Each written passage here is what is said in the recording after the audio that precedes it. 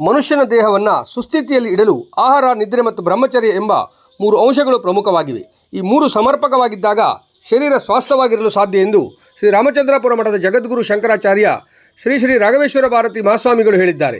ಗೋಕರ್ಣ ಅಶೋಕ್ಯ ಮೂಲಮಠದ ಪರಿಸರದಲ್ಲಿ ನಡೆಯುತ್ತಿರುವ ಅನ್ನಬ್ರಹ್ಮ ಚಾತುರ್ಮಾಸ್ಯ ಧರ್ಮಸಭೆಯಲ್ಲಿ ಪ್ರವಚನ ಅನುಗ್ರಹಿಸಿದ ಶ್ರೀಗಳು ಆಹಾರ, ನಿದ್ರೆ ಮತ್ತು ಬ್ರಹ್ಮಚರ್ಯ ಎಂಬ 3 ಆಧಾರ ಸ್ತಂಭಗಳನ್ನು ಸಮತೋಲನದಲ್ಲಿ ಕಾಪಾಡಿಕೊಂಡರೆ ದೇಹವು ಆರೋಗ್ಯಕರವಾಗಿರುತ್ತದೆ, ಮನಸ್ಸು ಶಾಂತವಾಗಿರುತ್ತದೆ ಹಾಗೂ ಆಧ್ಯಾತ್ಮಿಕ ಪ್ರಗತಿಯೂ ಸಾಧ್ಯವಾಗುತ್ತದೆ.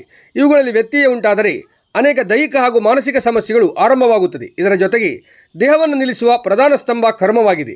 ಕರ್ಮವೇ ಜೀವಿತಾವಧಿಯನ್ನು ನಿರ್ಧರಿಸುತ್ತೆಯಾದರೂ ಆಹಾರ, ನಿದ್ರೆ ಮತ್ತು ಬ್ರಹ್ಮಚರ್ಯ ಸರಿಯಾಗಿರದಿದ್ದರೆ ಆರೋಗ್ಯ ಹದಗೆಡುವುದು ಅನಿವಾರ್ಯ ಎಂದು ವಿವರಿಸಿದರು. ನಾವು ಏನು ತಿನ್ನುತ್ತೇವೆ ಎಂಬುದಷ್ಟೇ ಅಲ್ಲ, ಊಟ ಮಾಡುವಾಗ ಏನು ಯೋಚಿಸುತ್ತೇವೆ ಎನ್ನುವುದು ಅಷ್ಟೇ ಮುಖ್ಯ.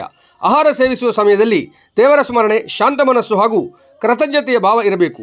ದೂರದರ್ಶನ, ಮೊಬೈಲ್ ಅಥವಾ ಅಶಾಂತ ಚಿಂತನೆಗಳೊಂದಿಗೆ ಊಟ ಮಾಡುವುದರಿಂದ ಆಹಾರದ ಪಾವಿತ್ರ್ಯ ಹಾಳಾಗುತ್ತದೆ ಮಾತ್ರವಲ್ಲ, ಅದು ಮನಸ್ಸಿನ ಮೇಲೂ ಪರಿಣಾಮ ಉಂಟು ಮಾಡುತ್ತದೆ ಎಂದು ಎಚ್ಚರಿಕೆ ನೀಡಿದರು. ಶ್ರೀ ಕ್ಷೇತ್ರ ಹೊರನಾಡಿನ ಧರ್ಮದರ್ಶಿಗಳಾದ ಭೀಮೇಶ್ವರ ಜೋಶಿ ದಂಪತಿಗಳು ಶ್ರೀ ಗುರುಭಿಕ್ಷಾ ಸೇವೆ ಸಮರ್ಪಿಸಿ ಅನ್ನಪೂರ್ಣೇಶ್ವರಿಯ ಪ್ರಸಾದ ರೂಪದಲ್ಲಿ ಅನ್ನಬ್ರಹ್ಮ ಚಾತುರ್ಮಾಸ್ಯಕ್ಕೆ ಸುವಸ್ತುಗಳನ್ನು ಸಮರ್ಪಿಸಿದರು. ಹೊರನಾಡಿನ ಧರ್ಮದರ್ಶಿಗಳ ಕುಟುಂಬದ ಸದಸ್ಯರು ಉಪಸ್ಥಿತರಿದ್ದರು.